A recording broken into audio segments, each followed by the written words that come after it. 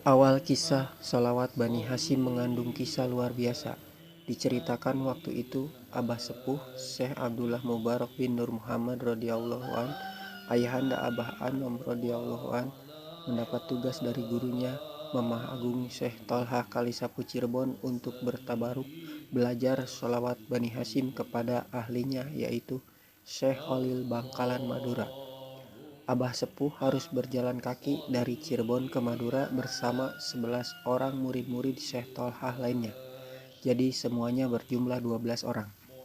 Singkat cerita, sampailah mereka ke Alas Roban, hutan yang terdapat di daerah antara Pekalongan dan Kendal, tepatnya di daerah Batang. Saat maghrib, ke-12 orang itu semuanya memasuki masjid yang saat itu ada orang tua yang sudah berdiri menjadi imam. Orang tua itu lantas membaca niat dengan bacaan Usolli fardu maghribi pitik ireng pitik putih wedus gembel mendak kebo pada melebu kabeh maring kandange Allahu Akbar, yang artinya, niat saya sholat maghrib, ayam hitam, ayam putih, kambing, domba, kerbau, semua masuk kandang masing-masing, Allahu Akbar. Spontan, seluruh rombongan kecuali Abah Sepuh membubarkan diri dari barisan jamaah sholat maghrib begitu mendengar imam membacakan hal itu, dan setelah seorang demi seorang kembali lagi ke Cirebon. Lain halnya dengan Abah Sepuh.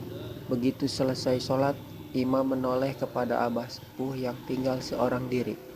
Selanjutnya imam berkata sambil tersenyum, "Oh, memang koyo ngono angger wong nganggo otak, sampean insya Allah berhasil." Begitulah orang yang menggunakan otak, memakai metode.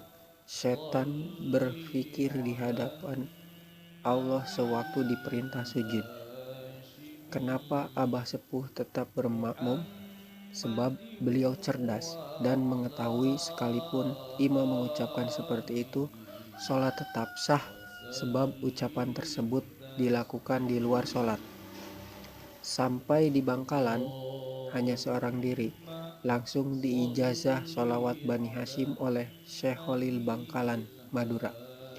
Saat pulang, beliau diantar ke tepi pantai dan disediakan perahu yang hanya muat untuk seorang diri.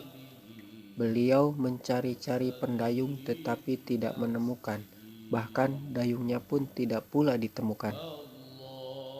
Akhirnya, dengan penuh keyakinan, beliau niat membaca sholawat Bani Hashim. Masya Allah, tiba-tiba perahu bergetar dan mulai bergerak-gerak saat mulai dibaca Allahumma sholli ala nabiyil hasimi Muhammadi wa ala alihi wasallim tasliman. Ibarat perahu bot dinyalakan mesinnya pun kalau zaman sekarang. Abah Sepuh berpikir, pastilah sholawat Bani Hashim dayungnya. Begitu selesai pembacaan sholawat Bani Hashim, tiba-tiba perahu melesat ke arah barat hingga sampai ke Cirebon. Di pantai Cirebon, Mama Guru Agung menyambut murid terbaiknya yang telah berhasil menjalankan tugasnya. Wassalam.